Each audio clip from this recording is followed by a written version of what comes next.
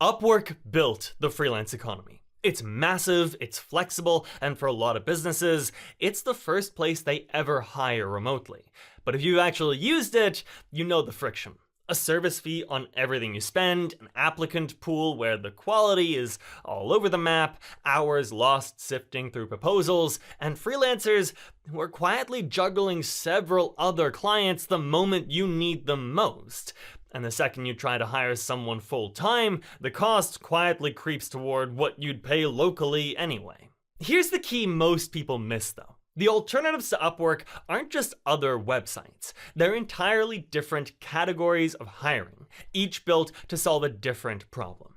So today we're going to walk through 5 different categories of Upwork alternatives, with a well-known example for each, what it costs, and who it's actually for. One important note before we start, the numbers in this video are not a ranking. Number 1 isn't better than number 5. These are just 5 different categories, and the right one depends entirely on what you're trying to do. We're going to help you figure out which fits at the end. Welcome back to the latest in business, where we break down where work, money, and technology are actually heading before everyone else catches on. I'm your host, let's get into it.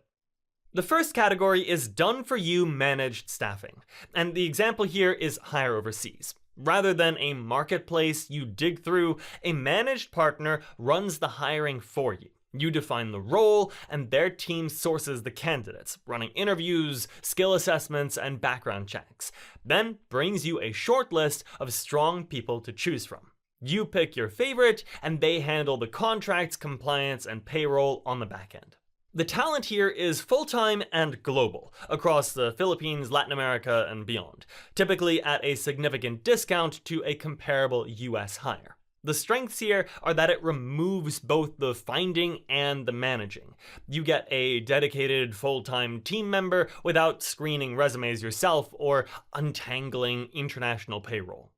The trade-offs are that it's designed for ongoing full-time roles rather than a quick one-off task, and you're committed to a hire and a monthly cost rather than paying by the project.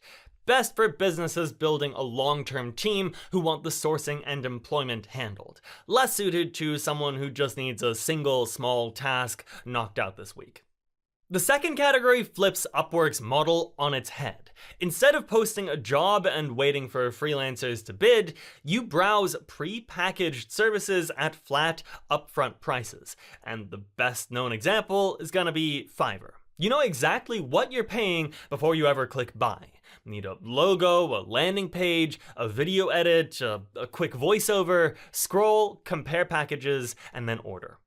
The strengths here are going to be speed and clarity. No negotiating, no interviews, and the Fiverr Pro badge helps you find sellers vetted for quality. The trade-offs are just as clear. The platform takes a 20% cut from sellers and adds a fee for buyers on top, and it's built around one-off deliveries rather than ongoing relationships. Top sellers are often swamped with other clients, so continuity can be thin. Best for small, clearly defined tasks you want done quickly and transparently. Less suited to work that needs someone to actually learn your business over time.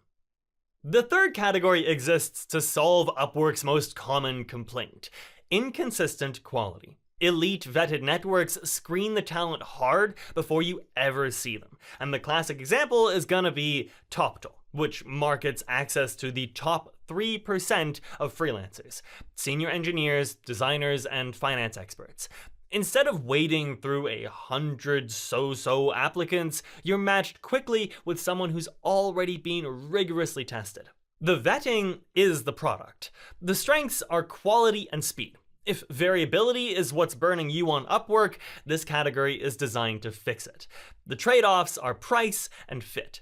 It sits at the premium end, and it's oriented toward short, high-stakes, specialized projects more than long-term, budget-conscious team building. Best for a critical, specialized role where you need a proven expert fast, and budget isn't gonna be your main constraint. Less suited to staffing an ongoing team on a tight budget. The fourth category cuts out the marketplace middleman entirely. Rather than a global platform taking a cut of every dollar, these are job boards focused on one country or region where you hire people directly. The standout example here is OnlineJobs.ph, built specifically for hiring in the Philippines. You pay a flat subscription fee, roughly $70 a month, while you're hiring, and a little more for premium. Post your role and then hire professionals earning around $300 to $800 a month. And unlike Upwork, the platform takes no commission on their salary. You hire and pay them directly. The strengths are low cost, direct relationship, and no ongoing tax on wages. The trade-offs are that the work falls on you. Sourcing, screening, interviewing, and managing are all yours to run. Anyone can create a profile, so due diligence matters, and you're limited to that one region. This is going to be best for hands-on founders who want direct, low-cost, full-time hires and don't mind running the process. Less suited to people that want the vetting and management handled for them. The fifth category is old-school business process outsourcing at scale, and the example here is Concentrix, one of the largest customer experience and outsourcing firms in the world, with hundreds of thousands of people staffed globally. Instead of hiring a person, you hand an entire function, customer support, back office operations, a full contact center, to a firm that staffs, trains, and manages the whole team for you. The strengths are scale and reliability. If you need dozens of agents running around the clock with formal service level agreements and enterprise grade processes, this category delivers something no marketplace can. The trade-offs are that it's built for big companies and big contracts. There are minimums, enterprise-level pricing, and less flexibility, since you're buying a managed team rather than hand-picking an individual. Best for larger organizations outsourcing an entire department at volume. Less suited to a small business that just needs one or two specific people. So, which category is right for you? Well, if you want a dedicated, full-time team member sourced, vetted, and delivered for you, a managed staffing partner like Hire Overseas. If you just need a quick, well-defined task done, a fixed-price marketplace like Fiverr. If you need an elite specialist fast and budget isn't the constraint, a vetted network like Toptal. If you want direct, low-cost regional hires and don't mind doing the vetting yourself, a job board like OnlineJobs.ph. If you're a larger company outsourcing an entire function, a firm like Concentrix. Again, none of these is universally better. Upwork is a perfectly fine place to start. The goal is simply to match the category to what you're actually trying to build.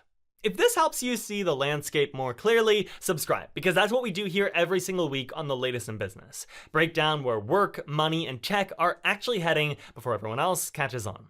I'm out, and I'll see you in the next one.